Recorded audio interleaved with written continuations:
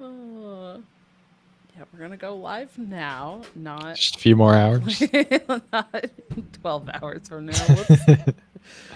Oh gosh. Okay. Nice. What do you want to chat about for 12 hours before we go live? Oh, I probably could talk for 12 hours, but also I'm tired and I don't want to Yeah, think that much. It's a lot of it would thinking. it would get difficult, I think. Yeah. I think we'd struggle. 12 is a lot. We would probably just start like playing games. Yes. Or the fantastic devolution of like just grunts for communication. Like, wow. Yeah. Uh. Or one person Yeah. says something, like you're on ladder and you find a druid and you go, oh, it's druid again. And the other person goes, Yep. yeah, Probably. love it. Oh. All right. I think we are good. Are you ready? Ready. All right. Welcome to episode 37 of the TCCG Roundtable. We're your hosts, dragonrider and RonMexico. How's it going? How's it going? Hey, it's going great. How are you? Doing well, doing well. The last several weeks have been absolutely just like overwhelmingly busy and hectic, and so many things going on. Some good and some bad, but I've made it through. I'm tired, but I'm on the other Yes. side of those few weeks. So, These things you happen. take it. Glad to be on the other side, you know. Everybody's got their hectic stretches. Good that things have slowed down at least a tiny bit. Yes, yes. And now we get to do fun stuff and talk about cards and other things and what we've got going on. So let's jump into kind of what we've been doing, what we've been up to. I do want to just mention and bring up that we did compete in the Soulforge Fusion Digitize charity event that was hosted through the Forgeborn Finishing School. Thank you so much again to Ryan, aka KC Kid, for inviting us and having us be a part of that event. I think the total at the end of the event was just over $1,700 raised for the charity. So Yeah, it was I believe $1,711 raised for the National Alliance on Mental Illness. So we're really proud and happy to have taken part in that. Even if we didn't do so great in the tournament, it's fine. yes, yeah. So it was 3 weeks of, I believe it ended up being like a Swiss 3 weeks, one match each week. So we did play against some other Soulforge Fusion creators. Yeah, we ended up after the kind of what was it? There was like basically an auction for a half deck at the start of the event, and that kind of got some of those donations going. We were second to last pick out of all the teams, so maybe not the half deck that we would have liked, and it actively worked against us in the very first week's match, Good times. sadly. But it was a lot of fun. We do have those games recorded, unfortunately, just because of all of the hecticness and everything that's happened the last few weeks. Haven't been able to get those actually like edited and published. I still want to, even if it's after the fact. But it was still a wonderful event, and we definitely were grateful to have participated because it was a lot of fun. For sure. All right. So, what else do we have going on, Ron? Well, for me personally, I've been playing a lot of Hearthstone. Life outside of Hearthstone has been also pretty busy, pretty hectic for me. Um, Things are falling into place for my partner, lining up her new nursing job, which has been a lot of running around and getting stuff done, in our other time outside of like gaming and whatnot. And yeah, I don't have too much happening besides that and just juggling work. So um, the Hearthstone scene for me has been not my favorite kind of escape from a busy life as it often is, because it more feels like I'm banging my head against the wall playing against Druid lately. Um, we know that there's almost certainly going to be a new balance patch that will be planned for the near future to address some of the outlier things that are happening in Druid at the moment for Hearthstone. But over the last week, oof, it has been rough, and just every now and then you'll have a game go through stretches like that. There needs to be more tweaking as far as balance is concerned. Yeah. I mean, you've still been playing quite a bit at least, or some, right? Oh yeah, well, I mean, Yeah. my usual schedule. Every Monday through Friday, I'm still playing for about 5+ hours on Twitch, starting at 7 p.m. Eastern. So, I get a lot of games in. It's just some games are more pleasant than others when Druid specifically is concerned in like this current meta. Yeah. That sounds like card games. Every time I'm like, this is Yeah. really fun, or like, this is not fun. uh, Yes. I have really not been able to play at all. So it's been kind of interesting, just like, popping in onto like Discord or Twitter or something, and just like seeing people's comments. I know, like, you and I were chatting a little bit before we started recording, and it's like, oh, what happened? All of a sudden, I just see people start being like, Druid, and then all of a sudden, there's this like hot fix thing, and a card is banned from standard, and I'm just like, what? What happened? Like, I missed it. Apparently, I missed it all. Yeah. Oh, oops. It's like that moment from Community that everybody uses gifs for, where like Troy comes back into the apartment and like everything's on fire. He just came back with a pizza and he's like looking around like horrified. Yeah. That's exactly what it felt like. Yes. Oh my gosh. Yeah. I'm just like, I don't know what happened. Um, yeah, I don't know. I guess I'll say for me, the last few weeks have been like, I really haven't been able to play much games. I think I mentioned to you as well, like before we started. So we record the show on Friday mornings, Friday lunchtime. And I think this is the first time this week that I have even turned on my computer. So that's like, going from someone who was like chronically online and chronically like at the computer, like 16 hours a day. Now things have like completely flipped, and like I'm barely on the computer. I'm just like, oh my gosh. It's a wild week right Yeah. there. It's oh my gosh. It's been a lot. All sorts of like family stuff going on, some like family deaths and some unfortunate things like that. Going into actually kind of starting up some new work so that I can be earning, a steady income, to all sorts of things. But it's been good at least. So I'm excited for that. And another big thing that happened that we do have to talk about is that a third wave of tickets for BlizzCon went on sale. And Ron, you already had your tickets. You are going to Indeed. BlizzCon, but I was able to get my tickets. So, yay! I'm so Heyo. excited. Let's So, go. yes. So, we are both going to be at BlizzCon, which is happening November 3rd and 4th. So, hopefully we'll be able to like at least do a little bit of content or something from there, record something. I'm not sure yet. We'll figure it out. But even if we don't do something while we're there, we'll definitely talk about it. After the event for sure. So I am so excited though, especially after just I feel like there's been so much kind of crap that has happened the last like year, just over a year for me.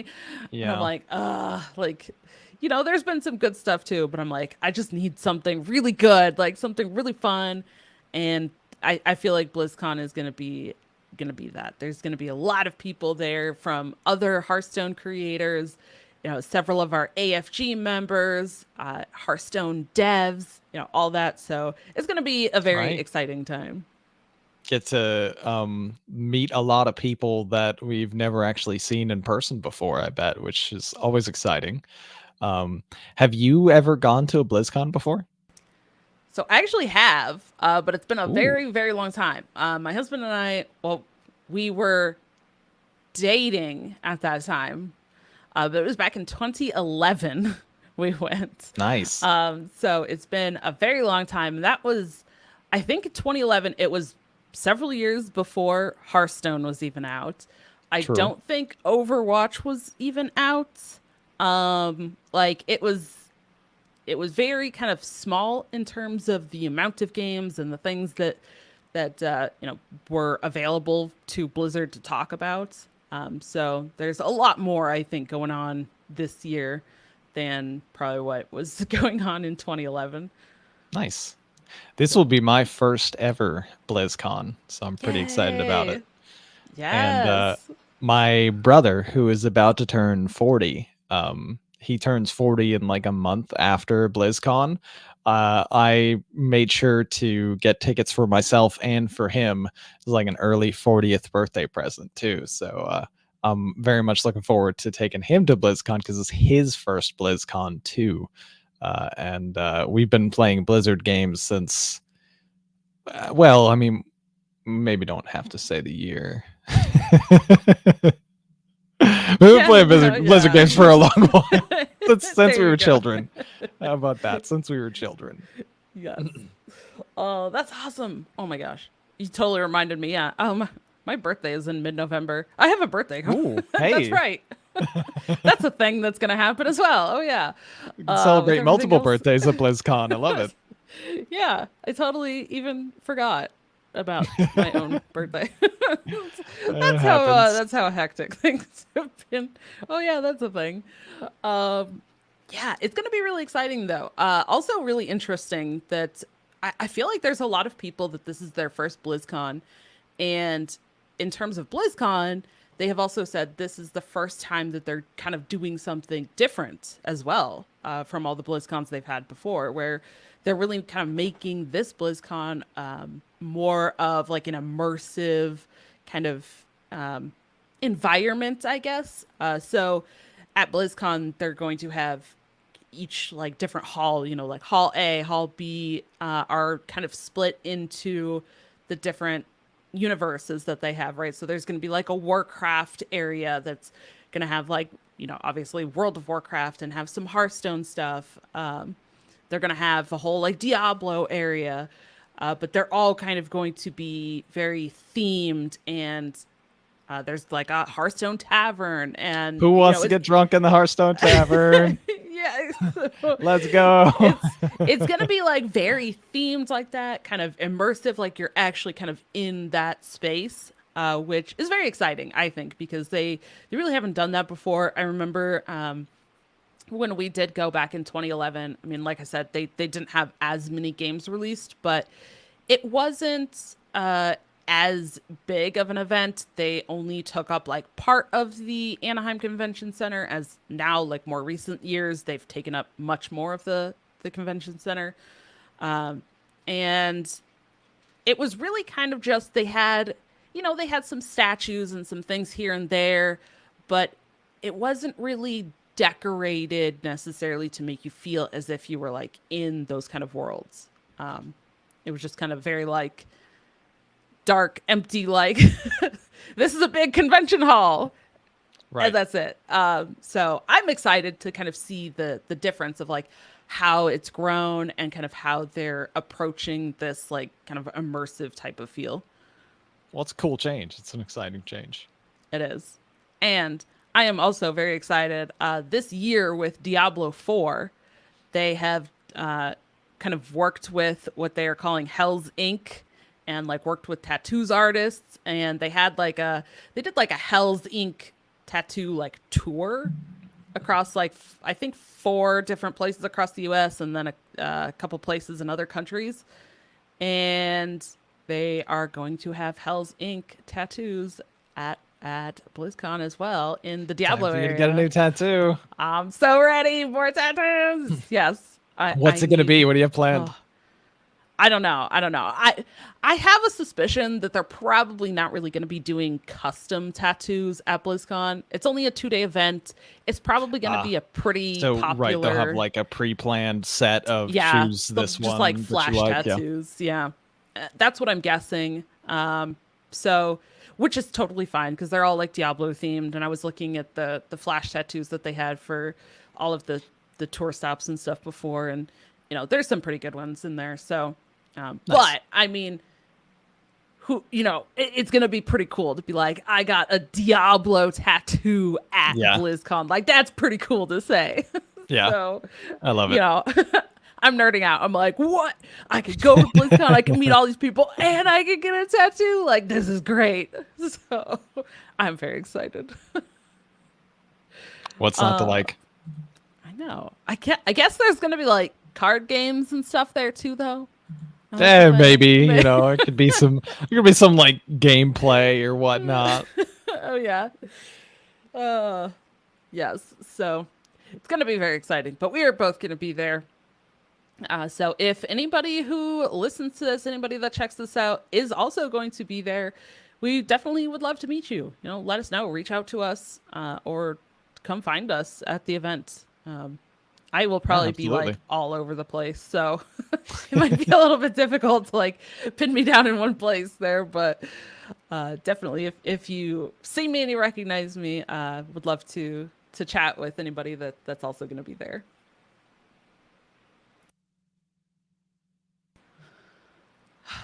Yeah.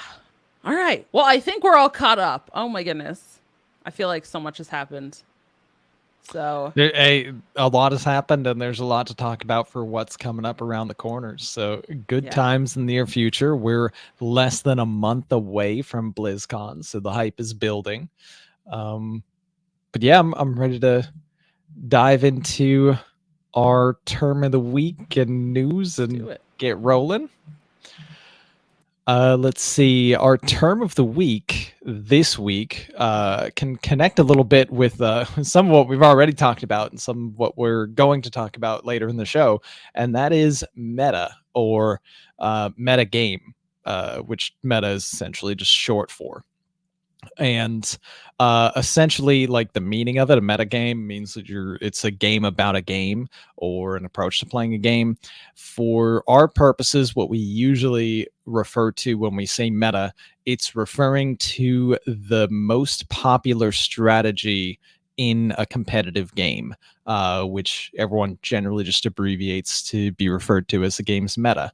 And what this essentially means is that in almost every competitive game, there will be some kind of prevailing strategy that rises to the top because it more consistently beats the other strategies that are the strongest in the game. Often people in Hearthstone too will refer to the meta becoming something like a rock, paper, scissors meta, where you'll have one strategy that beats a different one, but that strategy beats a different one, and that strategy beats the first one, and around you go. And I mean, that's fine. Sometimes it gets a little irritating for people when, hey, this is a counter, this counters that, and then that counter counters the first thing, because it feels like, oh, we only have 3 real decks to play that just bounce back and forth, and I hope I queued into paper and not scissors or something. Did that even make sense? Like, if you're playing, I hope I'm queuing to paper and not rock. If you're playing scissors, the previous thing didn't. Don't worry about it. Don't think too hard on it. Yeah. So like there's that part of it, but there's a different element where sometimes you might have something that approaches a rock, paper, scissors meta, and then there's a different thing, like, I don't know, a nuke. So everyone's playing rock, paper, scissors, and then someone else is playing nuke. And as it turns out, the nuke beats everything. And that is the current kind of meta that we are facing in Hearthstone at the moment, where there is a popular strategy for Druid that essentially shores up all its weaknesses, where it typically would be losing to things that would counter it, and then also beats the things that it naturally counters. But the metagame is just a very interesting concept to think about in general for strategy games, competitive games, and really creates a significant challenge for designers, developers, and so on when it comes to trying to find the correct balance for it. Yeah.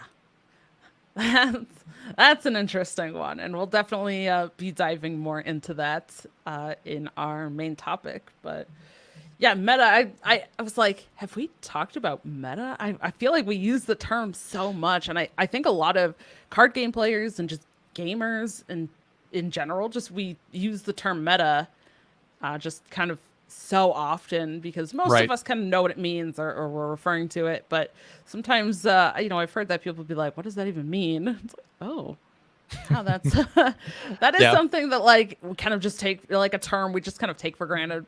By the time you know it, you're just like, yeah, okay, it's the meta. That's it.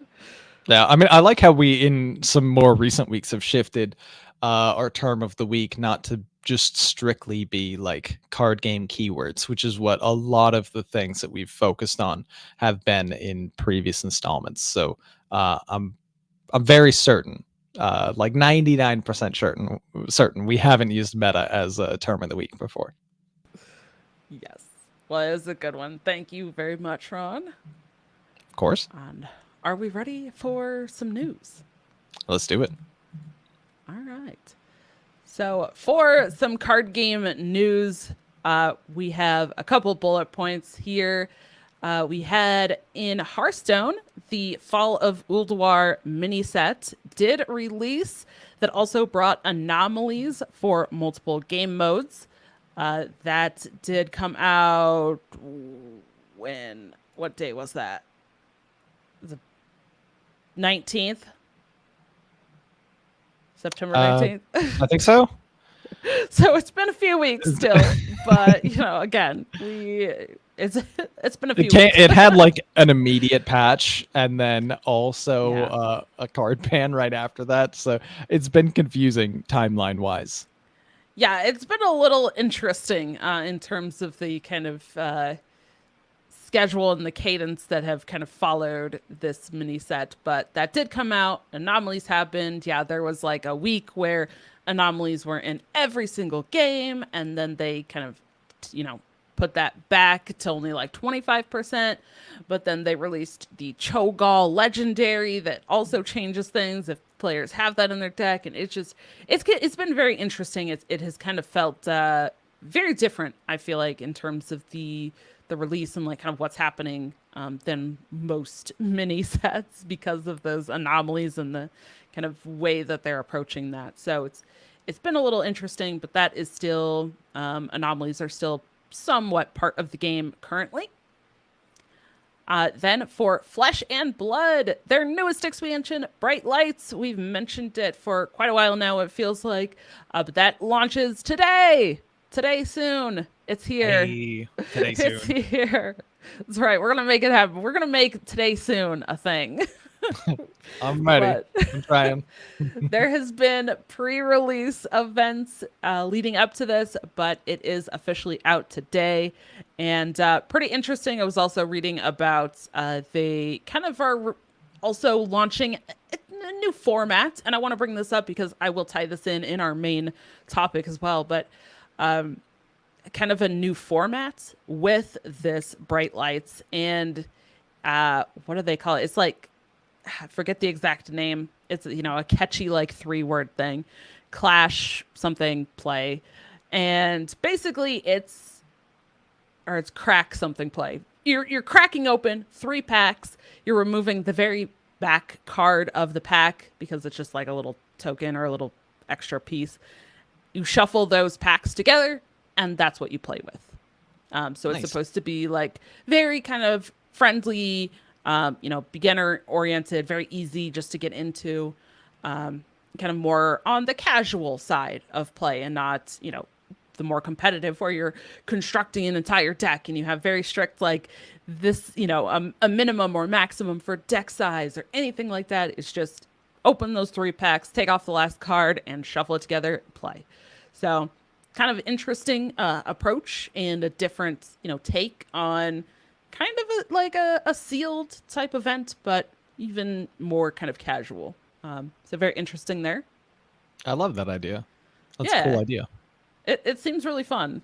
And like something that would be really cool to do, just like to get new people into the game, or just even people who kind of basically know how to play the game, but you're just like, hey, let's let's have a game night with the friends on the weekend or something, and don't want to do something too expensive. Maybe you're like me and you don't live in a huge area that has a lot of stores to go to for events and stuff. You could just be like, hey, let's do this. So yeah. You can start collecting them like vintage wines and and champagnes and stuff. Be like, oh yeah, this one, a classic on October 2023. You crack it open. Yes. Oh my gosh. Can you imagine if we did that with cards? It's It'd great. be hilarious. All right. For Disney Lorcana, one thing that I do want to mention is that Disney Lorcana has started working and announcing some, I think they're calling them reprints, which I do not agree with the term. Really, it's just an additional wave of cards that they are printing or continuation of printing from the first set to try to actually get caught up with demand. So there are more cards that are being created from the first chapter to be able to kind of catch up to that demand and allow people to actually get cards. But we do have, because we already knew the cadence of the release cycle, yes, chapter 2 is going to be coming soon. That is called Rise of the Floodborn, and the local game stores, the LGSs, will be getting chapter 2 starting November 17th, and then retailers will start getting that chapter 2 on December 1st. It was noted that Winnie the Pooh and Tiana will both appear for the first time, and the set will include glimmers from The Jungle Book, Snow White and the Seven Dwarfs, The Great Mouse Detective, Pinocchio, Zootopia, and Raya and the Last Dragon. So Nice, they're that's a definitely adding in new Disney content, new characters. I'm sure they will continue that for quite a while. I'm sure they're like kind of planned out for probably multiple sets in advance and kind of how they're pacing that. But yeah, their release cycle is basically I believe it's every 3 months, like 4 sets a year. So yeah, it's just very unfortunate that they did not kind of meet the demand in the first place, because now I have already seen a lot of kind of negative sentiment from people basically like, why are we already getting chapter 2 when there's people who haven't even gotten cards for the first chapter yet. But yeah, unfortunately that was something that was kind of already planned and scheduled, but the snafu, I guess, was from the start, with them not meeting the demand in the first place. So that's coming. We also have for Eternal, the Battle Lines next set is coming October 18th and will contain over 200 cards, a few new mechanics, and they have been doing some new reveals and revealing some cards. So we have a link there for one of their most recent news articles with some more of those reveals. And speaking of more reveals and new sets, Soulforge Fusion as well. Set 3, called The Last Winter, is coming very soon. And their digital version of the game that's being worked on as well, also coming alongside that set. And they have just announced that the Last Winter Kickstarter is starting on November 2nd. So that will give players access early to the digital version, as well as other like Kickstarter goodies that they usually have. But we've known for a little while about the Kickstarter. It's probably the last Kickstarter that Soulforge Fusion is going to do, or at least that they have planned for a while. They don't really want to just be relying on Kickstarters, but with this one being an expansion and the digital version, they really want to like hype that up and promote it and get people kind of interested and involved. So they are doing the Kickstarter, but yeah, coming November 2nd. So it's very exciting. The mid-October through end of November, I feel like for cards is going to be like a whirlwind of stuff, just like everything happening. Fast and Furious, a lot all at yes. once. Yep. It's that season for sure. Yes. So very excited for that. They're also doing some kind of pre Kickstarter events as well that people can participate in. One of them I know is coming this Sunday, which is going to be October 8th. And basically, it's going to be kind of like I guess not necessarily a draft, but they're going to have like a pool of decks that players can look at and then say, oh, I want to play those two decks and get to play those through Tabletop Simulator. I am planning on doing that as well. The only requirement to sign up, it's completely free. You just have to be following that Kickstarter. So, pretty easy little entry, there. Nice. But it's kind of cool because we'll get to play with some of those expansion cards and decks early as well. So get to check that out. I'm planning on streaming it as well so that I can kind of, get to showcase that. So looking forward to it. Checking out that third set. It's gonna be pretty exciting. Keep an eye out for the Dragon Rider going live and some behind the scenes looks at a new expansion. That's always exciting. Yes, they're always so much fun, because it's when you get to be part of like pre-release type things or check out cards early. It's always so exciting because at that point, talking about meta and stuff, right? Nobody has gotten to play with the cards yet at that point, right? There's no, like, people have theories or like how they think cards will do or whatever, but there's no actual like play. People haven't really gotten their hands on them. People haven't gotten to actually see how they work.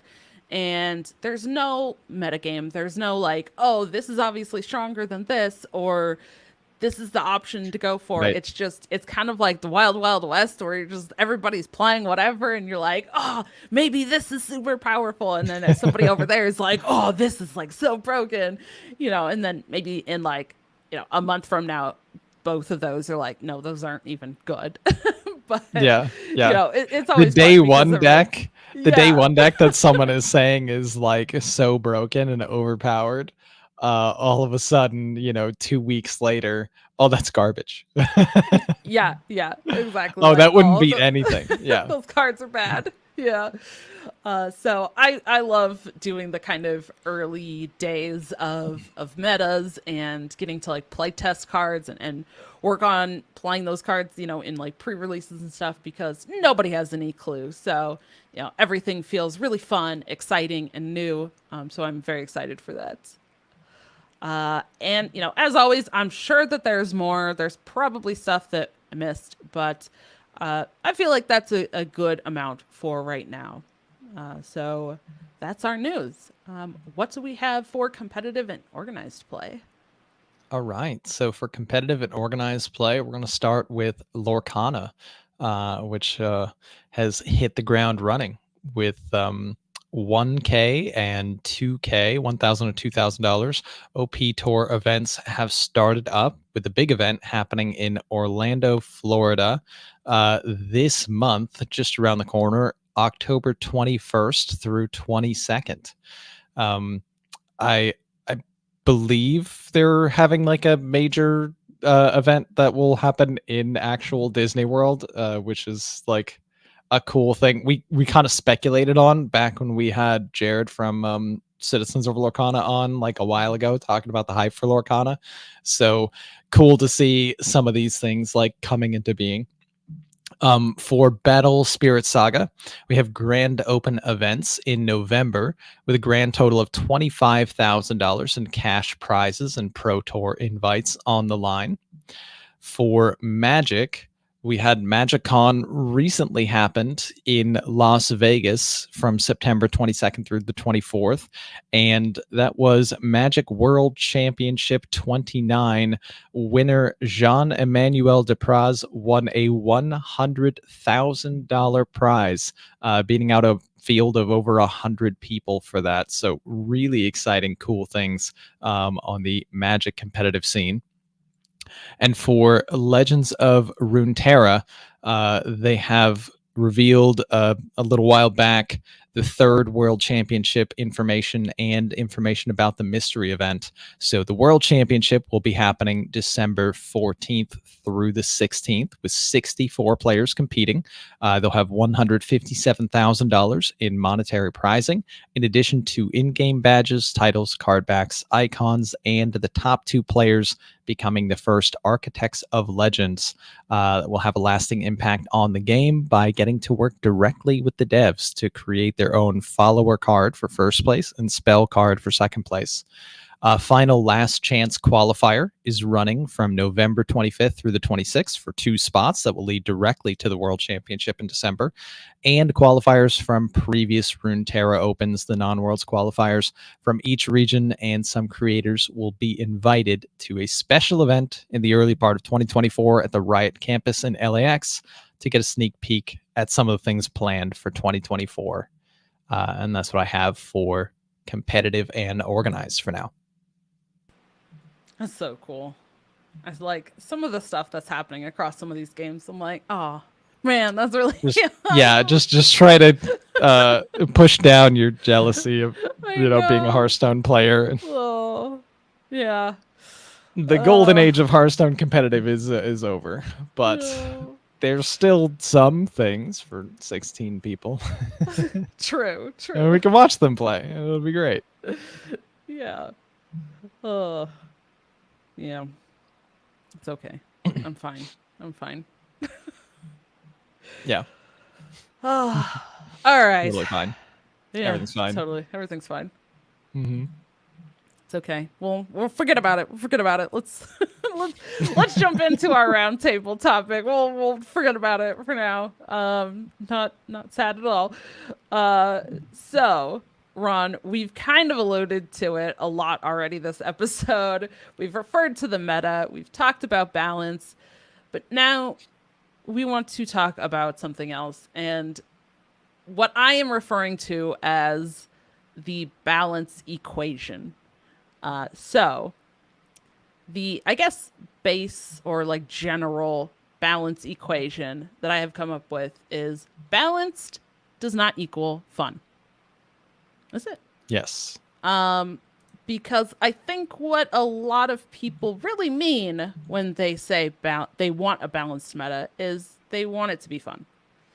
I can't say this is true for everyone, but I have felt like, at least for Hearthstone, and we'll dive deeper into some of the reasons why I think this also is, but for Hearthstone specifically, I feel like oftentimes when the meta is the most balanced, people get bored so fast. And they're like, this is not fun. Now, obviously, if it's like completely unbalanced and there is like one class or something that's like totally broken, often people don't really like that either. But I think people will stick with those metas longer than when it's actually like truly balanced and equal across like all of the classes or all of the decks, because people realize it's not fun for them. Because there are a lot of people, they want to play something that's powerful or busted. They want to feel like they're playing impactful cards. They want to feel like they're doing fun, big things. And when the meta is really balanced, oftentimes you can't really be doing that. Or you do it and then it just gets answered, right? Because it's balanced, because they created answers. And then it's not really fun. It's like, oh, I did my thing and like now it's gone. And like that's not exciting. So the first question I want to ask is, do you agree with this equation of balanced does not equal fun? I do.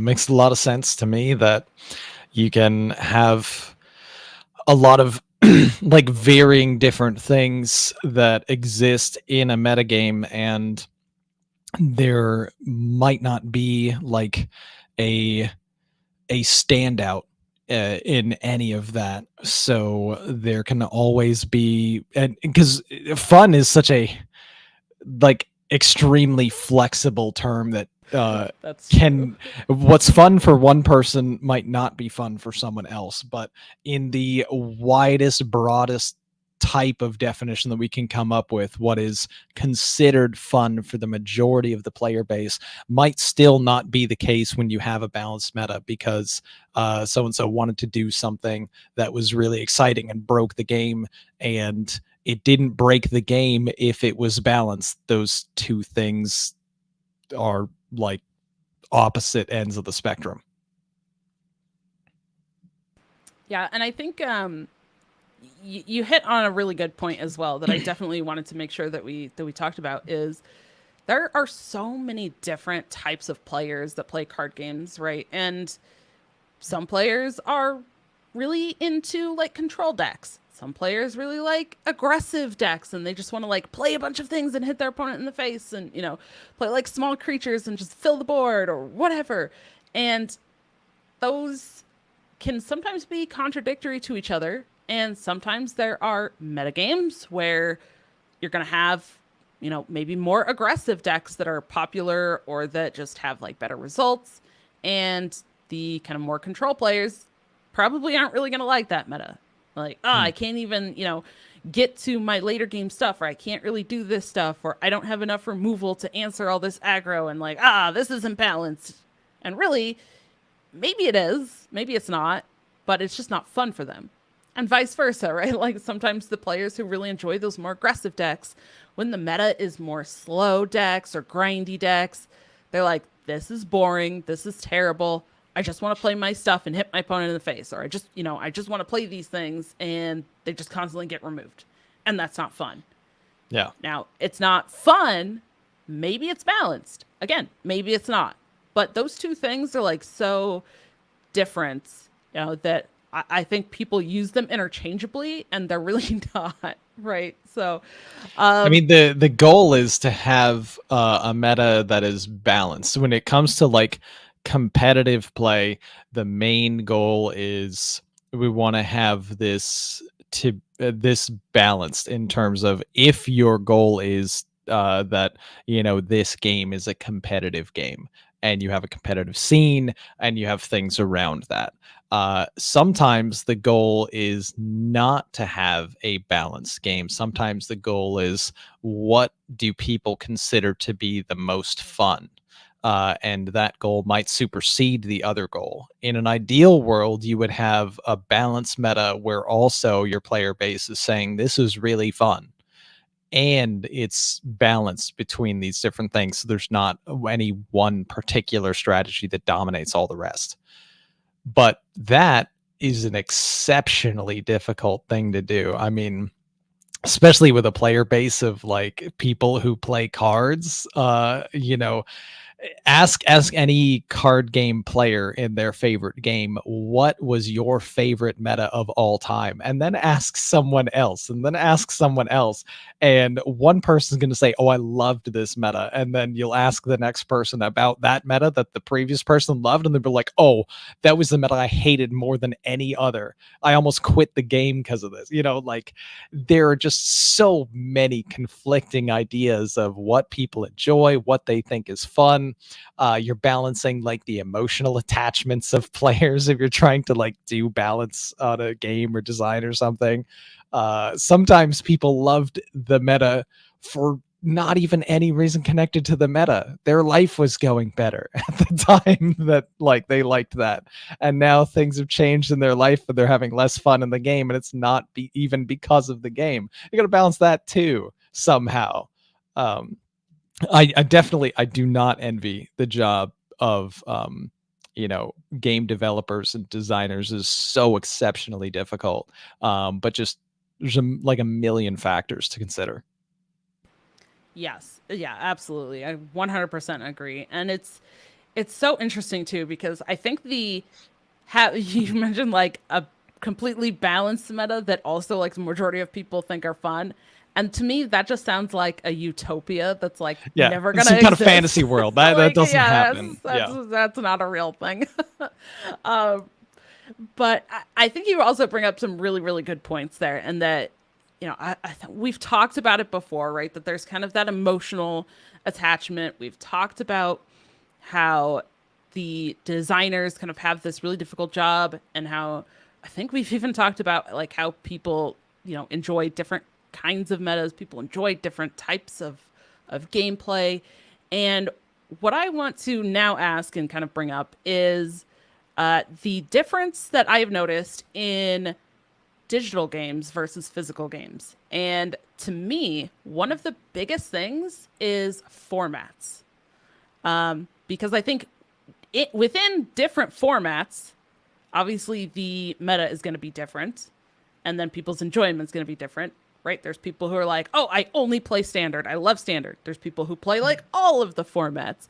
But then for me, when I've kind of looked at it, I think digital games tend to also have a lot fewer modes and formats and ways to play than physical versions. Because, and I think one big reason for this is because in physical games, you also can just kind of create a format. Like Yep. you can change it, you can do whatever you Do want, whatever right? you want. Like, and that is also why I especially wanted to bring up with the Flesh and Blood set, Bright Lights, how they added that kind of new format that's just like 3 packs, you crack them open and shuffle those, and that's what you play with, right? Like you can do that kind of stuff in physical games. You could just like create your own thing, like a sandbox mode. I know people have asked for something like that in Hearthstone for a like since the beginning, basically, right? Because they want to kind of have that same type of feel that you do with physical cards, where you can just play however you want to, right? I mean, if you look at Magic, there's like 20 different formats or something. Like, it's ridiculous. Like, Oh yeah. there's so many different things, so many different, right, constructed types of formats, drafting type of formats, sealed, where you just like open the stuff and then you play with that. So there's so many different ways that you can play with physical cards, but digital cards are a lot more limited. And for me, I think that also creates a kind of weird contrast in also trying to create that balance, because I think it allows for physical cards to kind of push the limits of stuff.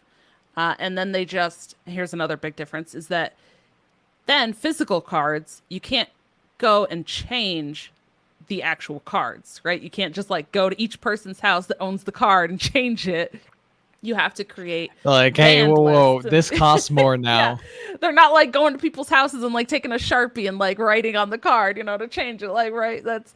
So they create ban lists and restriction lists, and, they say, oh, well, now in like this format, this card is banned or restricted to these formats. Lock your door. The balance team was outside. I saw their ban. Hide your car. Yes. Don't let them change. So they also usually do that less often as well, right? Like, but with things like Hearthstone, we're seeing, I mean, they could do a patch every 2 weeks and change as many cards as they really want.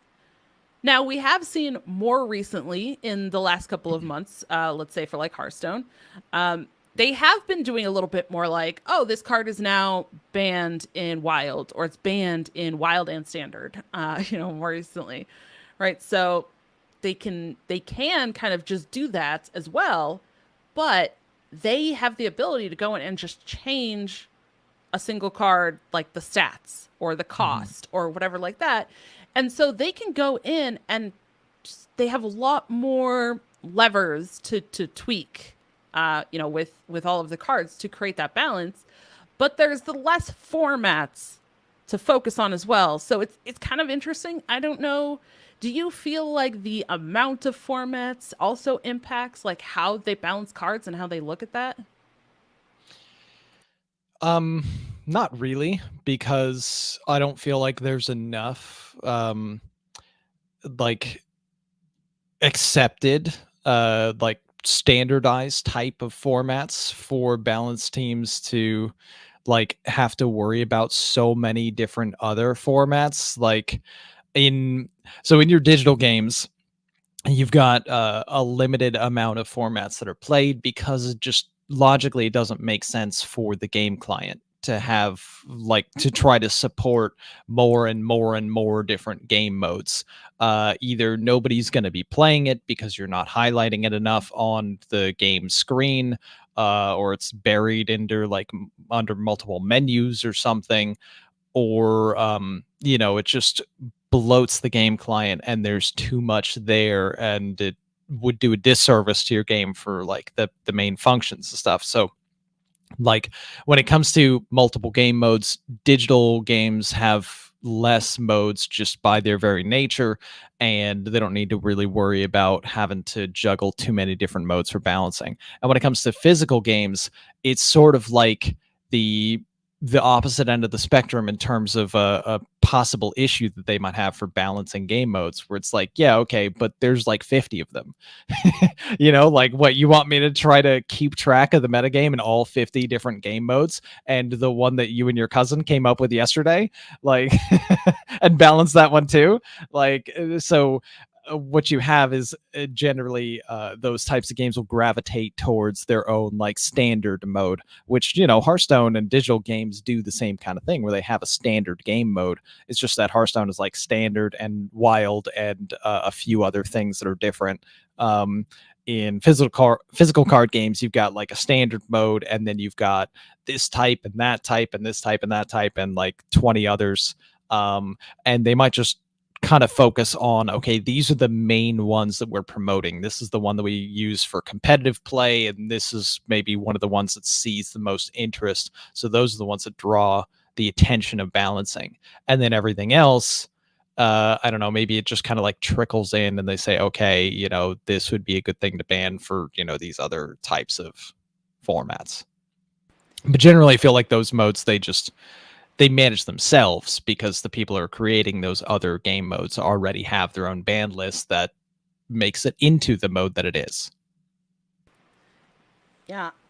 And I think another solution that kind of development teams and like these game creators have come up with that I feel like we've started seeing in the last couple of years is also creating cards specifically for certain modes. Right. So, Yes. like, one example would be Battlegrounds, right? Battlegrounds is like its own thing, and they have Battleground specific cards, and they create cards just for that mode that are then balanced for that mode. Then we just saw cards that were created with Caverns of Time to be put into just the wild formats.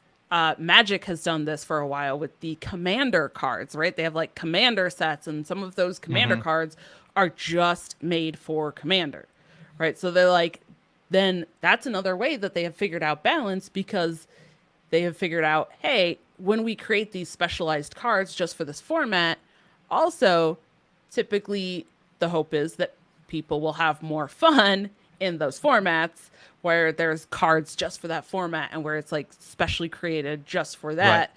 And hopefully you have more of a balance and more fun as well. It is a great idea to have cards that are specifically for just like one mode, because then it develops more of an attachment to that one mode, especially if there's like the card that you can only have in that mode that happens to be something you really extra enjoy playing.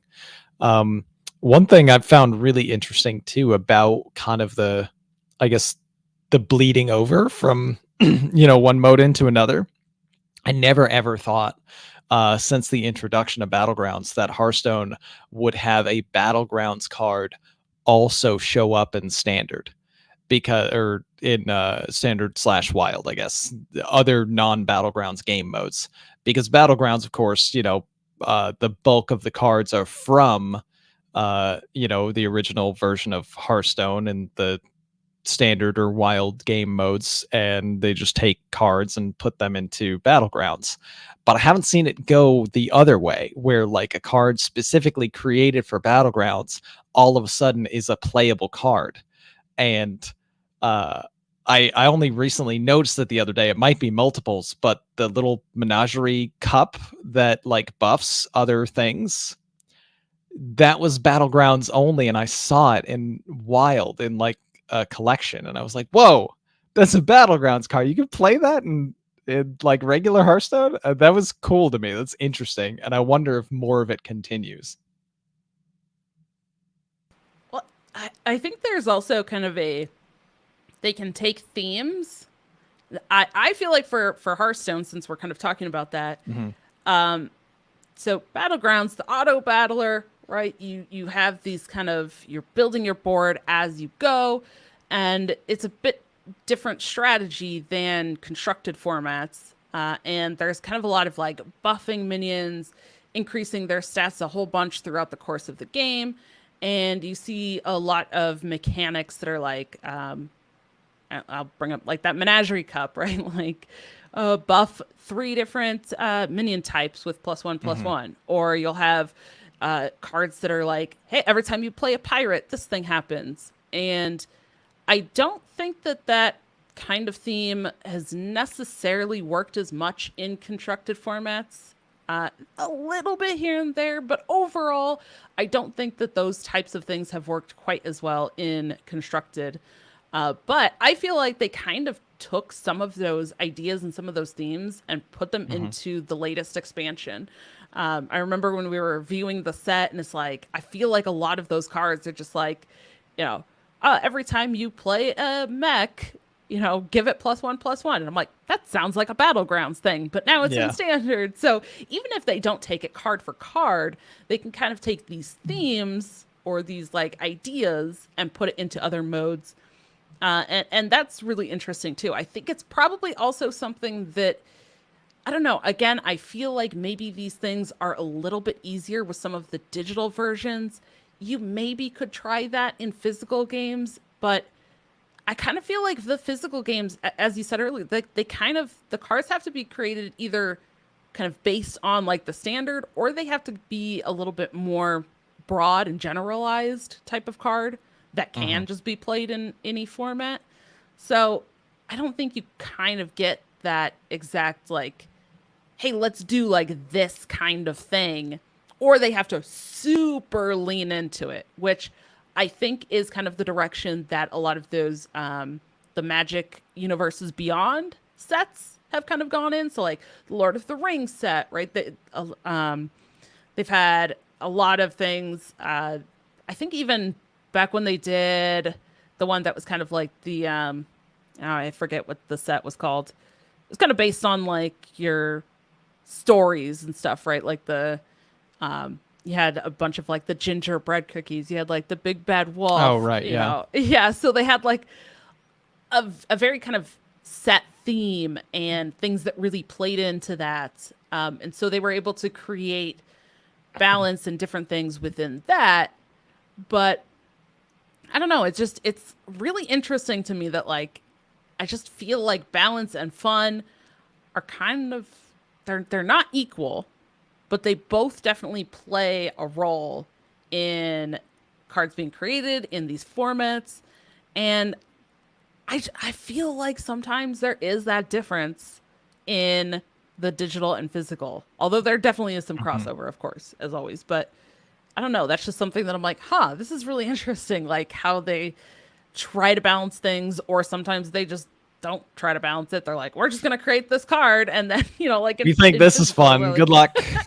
Yeah. Like in physical formats, then they can just say, oh, well, it's a card that was created, but now it's banned in the certain formats or whatever. Right. So yeah, they kind of just have that like to fall back on, I think. And so I think they do get to like push the limits of their designs on cards sometimes because of that aspect. Like, if it doesn't work, we'll just ban it. We'll see the sentiment. We'll see Right. how people like, do people have fun with that kind of thing? And if it's really not taken well, like maybe we won't try that again. But if people really Yeah. like it, we can maybe do kind of more like that and see how the fun level is. And that element, like, oh well, some people seem to really like this, is a very interesting like factor that I think it's interesting, at least in my experience with the Hearthstone team when they balance things. They will never um like completely demolish a card, it seems, to the point that it's totally unplayable, even if it's now competitively unplayable. Like all of the time, whenever they balance a card, they'll put in the notes for balancing it, this enabled some strategies that were a bit too much or outlier or something like that, but we wanted to bring it more in line with this so that people who enjoy this strategy can still play with the card or something. Like they never really out and out like destroy a card. A famous example of one of the few times they ever did that was, I think, Warsong Commander, which got like memed to death because it used to give, three attack or less minions charge, which was insanely broken. Because you just, okay, all of a sudden I'm going to use this to win the game in one turn, and then they made it your charge minions have +1 attack, and every time that there's any card that the community views as like really toxic, or we want this card to go away, that is the go-to meme. Like, oh, I hate Theatar because it steals a card from my hand and that might be my win condition card. I want Theatar's text to say, give your charge minions +1 attack. I hate this card in Druid. I hate Tony, or I hate Jailer. If only it was give your charge minions +1 attack. But what's interesting is I've kind of learned a lesson from that, and they have shown a serious reluctance to change dramatically the text of a card to make it essentially a different card than it was. And it's always that notation. Like we know that there are people who like to play this style, so we're trying to not completely exterminate this style from the game, but we are trying to make it less powerful so it no longer, I guess, irritates the majority of the rest of the player base. Yes. Yeah.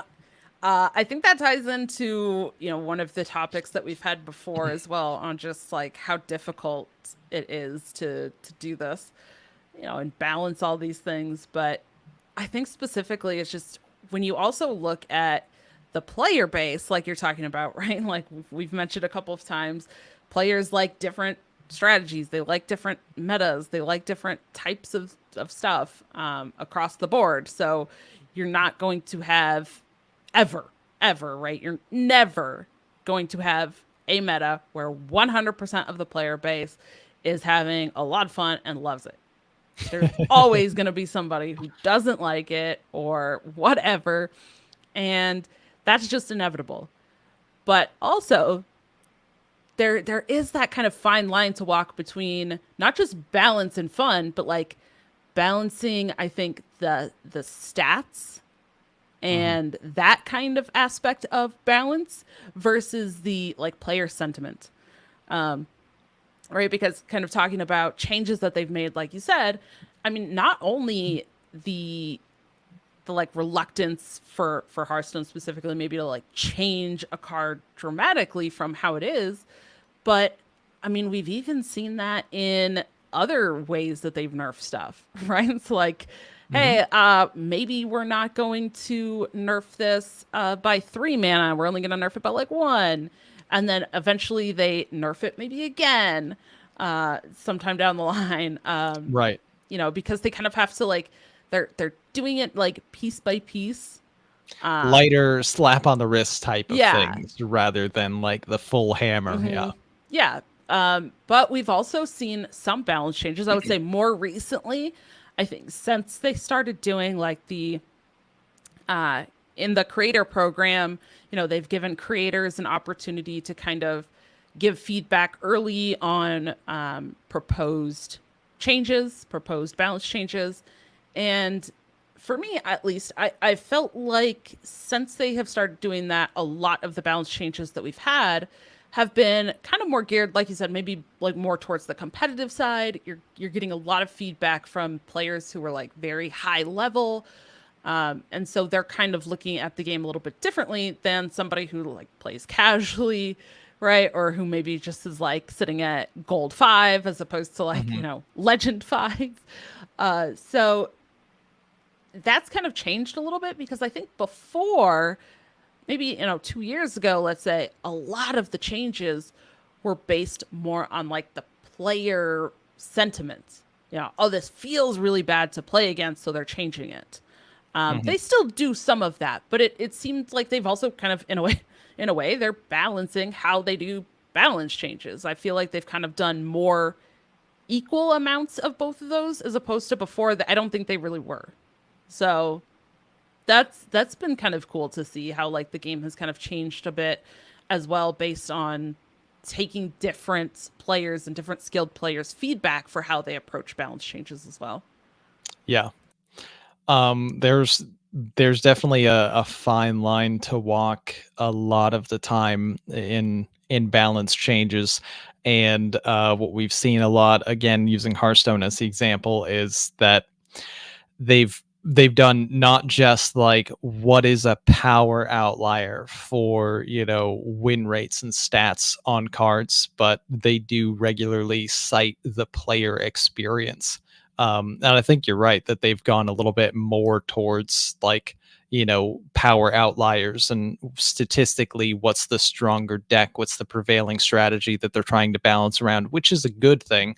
But when there's something egregious when it comes to player experience, like, hey, this card or this deck or this strategy isn't even really all that strong, might not even sport a 50% win rate.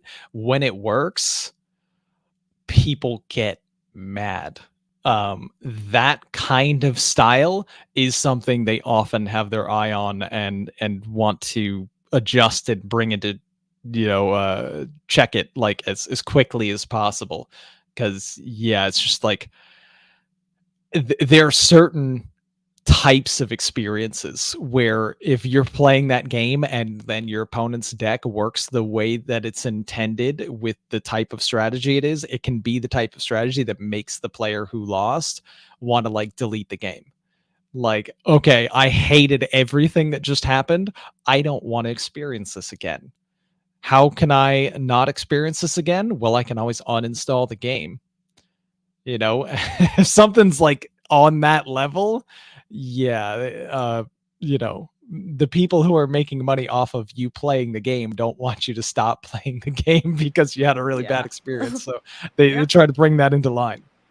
I think that's a perfect example of the balance does not equal fun, right? Because less than a 50% win rate or, a card only showing up in one deck, Yeah, like, stats say this okay, is it's, fine. What's the yeah, problem? yeah, stats say it's fine, but like player wise, fun wise, it's not fun, right? Yeah. So they're definitely, it might be balanced in terms of stats and stuff, but fun wise, it is not. Mhm. So yeah, I definitely think that's a good example of our equation. I like it.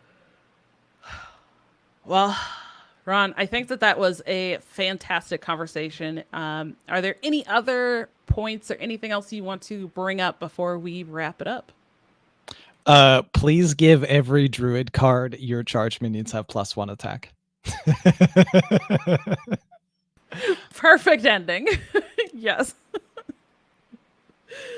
All right. What do we have for our closing, Ron?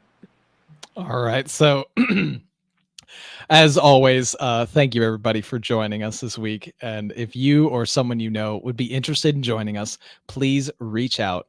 You can email us at tccgroundtable@protonmail.com. You can follow us on Twitter, TCCG Roundtable. Use our top pinned tweet for a link to our Discord, or use the link in the description or show notes. You can check out our video version at YouTube at dragonrider TCCG. You can find us everywhere you find audio podcasts. Excuse me. You can also help support us directly while getting sweet merch like playmats and other card game accessories with our link to our Inked Gaming affiliate. And you can find us individually at multiple different places, starting with Dragon Rider. Where can they find you? You can find me on Twitter, DawnieDK. That's DAWNIEDK. And I haven't live streamed in a little bit now, which feels so weird. But you can find me on both Twitch and YouTube, dragonrider TCCG. And you can also hear me talking standard Hearthstone every week over at the Dr. 3HS podcast. And at BlizzCon, come meet me at BlizzCon. Hey, that's right. All right. And then for myself, you can find me individually on Twitter at Ron_HS. You can find me on YouTube at RonMexico HS. And you can find me streaming on Twitch Monday through Friday at 7 p.m. Eastern at RonMexico HS. Also, you can find me at BlizzCon. I will be there as well as Dragon Rider November 3rd and 4th in Anaheim, California for the event coming up that we can't wait for. Yay! And that is our show. Thank you, everybody, and we will see you at the roundtable.